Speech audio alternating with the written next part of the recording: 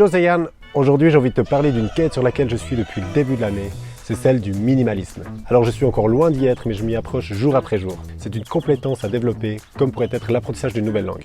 Dans cette vidéo je vais t'expliquer pourquoi je m'y intéresse, comment toi aussi tu pourrais tenter l'aventure, mais surtout je vais t'expliquer les bienfaits qu'on peut en tirer, que ce soit au niveau de la productivité et du bien-être. Alors tu l'auras peut-être remarqué, le cadre est un petit peu différent que celui de mon bureau. On est en vacances pendant une semaine en Sardaigne, donc je vais profiter de te parler de tout ça en route et au bord de la piscine. À toutes. Bon, tout d'abord, un minimaliste, c'est quoi? Moi, je pensais que ça ressemblait à ça. Ou si j'avais dû nommer quelqu'un, j'aurais dit certainement Steve Jobs. Mais c'est pas parce qu'on arrive à se séparer d'objets ou qu'on arrive à mettre toutes nos affaires dans une valise qu'on peut se prétendre minimaliste. Tout comme on ne peut pas se prétendre bouddhiste en ayant une statue de Bouddha à la maison. Un minimaliste sait ce qui est réellement important pour lui et il réduit sa masse d'objets pour garder uniquement l'essentiel.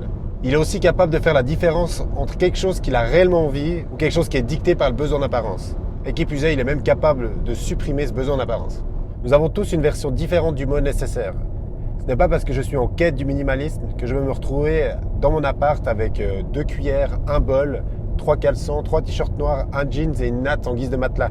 Pour moi, être minimaliste, c'est essayer de se séparer de tout ce qui nous paraît superflu pour garder uniquement ce qui est précieux à nos yeux et ce qui nous rend réellement heureux. Cet engouement à revenir à l'essentiel est devenu populaire depuis les années 2010. Et ça, pour moi, il y a 2 raisons principales. La première, c'est la surcharge d'objets et d'informations dans notre société. Chaque minute, 500 heures de vidéos sont publiées sur YouTube, 5900 tweets sont expédiés par seconde et plus de 100 millions de photos et vidéos sont publiées chaque jour sur Instagram. La deuxième raison, et c'est plutôt positif, c'est le développement de techniques et de services qui permettent de vivre avec bien moins de matériel. Aujourd'hui, grâce à la technologie et notamment au smartphone, nous avons all-in-one. Bon, il faut comprendre et accepter quelque chose, c'est que nous sommes d'éternels insatisfaits. Tout ce que nous possédons, nous l'avons réellement souhaité un jour. Que ce soit notre job, notre appart, notre voiture, nos fringues, toutes ces choses que nous avons réellement désirées deviennent quelque chose de normal après un certain temps, puis terminent comme de vieux trucs qu'on n'a juste plus envie d'avoir. Lorsqu'on achète quelque chose, notre cerveau libère un shot de dopamine. C'est le même neurotransmetteur qui est libéré quand on boit un verre par exemple, quand on joue au casino ou quand on fume une clope. Du coup, on arrive mieux à comprendre comment on peut arriver accro au shopping. Mais plus le temps passe, plus l'effet de gratification lié à l'objet se perd. Alors on recommence, on achète quelque chose de nouveau pour retrouver cette petite décharge de dopamine. Et ça, même les plus riches de ce monde ont ce problème. Aujourd'hui, quand on achète quelque chose, la fonction de l'objet est rarement le seul critère justifiant l'achat. Souvent, nous utilisons plutôt l'objet comme preuve sociale, comme qualité personnelle pour appartenir à un groupe. Il ne faut pas oublier que l'humain est un animal social, et ça, rien ne pourra le changer. Nous avons besoin de savoir que nous avons de la valeur auprès des autres. Ça y est, il pleut. Ah, la cazzo! Le problème, c'est qu'à force de vouloir démontrer que nous sommes in dans tel et tel sujet, on se retrouve à acheter une multitude de choses pour pouvoir le prouver. On veut passer pour un grand lecteur même si on n'a plus ouvert un bouquin depuis 10 ans. On va s'acheter une multitude de livres pour que les gens puissent les voir en venant chez nous. On peut finir par se perdre à essayer de jouer la vie de quelqu'un d'autre. Maintenant, j'aimerais dire dans quelle mesure le minimalisme peut nous faire gagner du temps, être plus productif et plus heureux. On va commencer par le temps. Lorsqu'on adopte une vie plus minimaliste, on gagnera du temps dans les magasins, du temps dans la prise de décision, du temps en évitant de regarder des pubs, du temps dans la chasse aux bonnes affaires, du temps à la recherche d'un objet perdu, du temps dans les tâches ménagères, ou encore du temps à entretenir tous ces biens qui nous entourent. En ayant plus de temps, on peut laisser notre cerveau vagabonder. Et ce temps de réflexion est primordial. Nous avons besoin de ces pauses. C'est durant ces temps de répit que les meilleures idées émergent. Tu l'as peut-être déjà remarqué lorsque tu prends ta douche, que tu marches en pleine forêt. D'un coup, tu as toutes les réponses à tes questions. Ça permet aussi de relever la tête du guidon et de voir si on va dans la bonne direction ou non. En vivant une vie organisée, cela apporte de l'énergie, de la clarté et la confiance en soi. Et c'est quand on a une bonne image de soi qu'on se sent capable de relever de nouveaux défis. A l'inverse, quand on travaille dans un endroit rempli d'objets autour de nous, j'appelle ça de la pollution visuelle. Chaque objet a comme un message silencieux à nous faire passer et il nous empêche de rester concentrés sur la tâche la plus importante. On perd aussi du temps à retrouver les choses, on perd notre priorité, le focus tombe, notre estime aussi, la tension monte et c'est là qu'on finit par s'échapper sur des divertissements comme les réseaux sociaux. Le minimalisme favorise l'état de flow car il apparaît quand les distractions sont supprimées. On ne voit plus les minutes passer, c'est comme si notre cerveau donnait toutes les réponses à nos questions et qu'il n'y avait plus qu'à les mettre sur papier.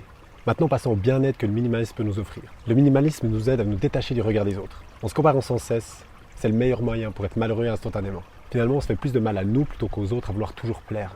Mais quand on comprend que la plupart des gens s'en foutent littéralement de notre manière de faire et d'être, eh bien là, on se libère d'un immense fardeau et on a comme un sentiment de liberté qui s'installe en nous. Cette liberté nous permet de faire des choses qu'on n'aura jamais été capable de faire auparavant. On va prendre plus facilement des risques, mais de toute manière, on n'a rien à perdre. Dorénavant, je privilégie le fait de vivre avec des remords plutôt que des regrets, car le regret de n'avoir pas fait quelque chose prend beaucoup plus de place que le remords de l'avoir fait. Donc fuck it, je me lance. D'après la psychologue Sonia Lyubomirsky, je marquerai le nom, ce sera plus simple, 50% de notre bonheur provient de nos gènes, 10% par les conditions de vie, ce que j'entends par là, c'est le cadre de vie, la richesse matérielle, la santé, la situation familiale, etc. Et les 40% restants dans notre comportement. Alors on y croit ou pas, mais vu comme ça, nous mettons beaucoup trop d'importance sur notre condition de vie quand on sait que ça représente que 10% de l'équation. Et en plus de ça, nous nous habituons à tout. Quand je dis nous habituons à tout, c'est que si demain tu gagnes l'auto, bien évidemment tu seras plus heureux, tu seras même beaucoup plus heureux. Mais dans un an ou plus, il y a fort à parier que ton niveau de bonheur sera exactement le même qu'avant d'avoir gagné ce gros lot. Si on suit cette théorie, il est donc hyper important de se concentrer sur notre comportement, car c'est sur lui que nous avons le plus de pouvoir. Quelqu'un peut se trouver dans une situation difficile, affreuse du point de vue de quelqu'un d'autre. Si elle se sent bien et qu'elle a toujours de la gratitude pour ce qu'elle a, elle peut tout à fait être heureuse. En gros, tu as toujours le choix. Tu peux voir le verre à moitié vide ou à moitié plein pour rester dans les clichés, ou comme dirait ma chère maman, il y a ceux qui regardent la vase au fond de l'étang, pendant que d'autres contemplent la fleur, le lotus flottant à la surface de l'eau. Il suffit d'un choix. Maman, si tu m'écoutes, je t'embrasse. J'aimerais terminer sur le fait que nous ne devenons pas heureux. Ce n'est pas une destination finale. Par contre, on peut se sentir heureux. Et ça, on peut bien le ressentir dans le moment présent. Maintenant, si toi aussi tu souhaites t'adonner à cette quête, voici quelques tips qui pourront t'aider. Premier, tout le monde est capable de se séparer d'objets, c'est quelque chose qui s'apprend. Deuxième, se séparer d'objets doit devenir une habitude. Fais-le tous les jours. Donc commence avec des choses simples, comme tes vieux t-shirts troués que tu n'utilises plus, des objets qui ne fonctionnent plus, etc. 3. Supprime tous les doublons que tu as chez toi. Va fouiller dans ton tiroir électronique, tu verras que tu as énormément de doublons. 4. Quand tu veux acheter quelque chose, fais la distinction entre l'envie et le besoin. Pose-toi la question, en ai-je réellement besoin? 5. Ranger tes tiroirs ne va pas te faire avancer sur ta quête du minimalisme. Supprime ce qu'il y a dans le tiroir. 6. Et on va encore plus loin, il faut supprimer le nid et non les insectes qu'il y a à l'intérieur. Si tu vides un placard, un jour ou l'autre, il va se remplir à nouveau. Si tu supprimes le placard, tu supprimes le problème. 7. On pense toujours qu'un objet pourra nous être utile un jour. C'est faux. Si tu ne l'utilises pas aujourd'hui, il y a fort à parier que tu ne l'utiliseras pas dans le futur.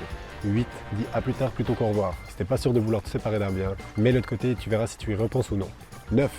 Garde uniquement les objets que tu rachèterais si tu les perdais. Pose-toi la question si tu hésites à t'en séparer. Et pour finir, 10. Pense à ta descendance. Je ne crois pas qu'ils apprécieraient de se retrouver avec une multitude d'objets venant de ta part. En plus de ça, ils vont avoir de la peine à s'en séparer, donc fais-leur ce cadeau. Sépare-toi de toutes ces choses avant. Voilà, on arrive au bout de cette vidéo. J'espère qu'elle t'a donné l'envie de tester le minimalisme. Fais-moi savoir en commentaire si tu penses qu'elle pourrait être utile. Et si tu en es déjà un, fais-moi savoir comment tu as procédé. Sur ce, je te dis à bientôt, prends soin de toi et ciao!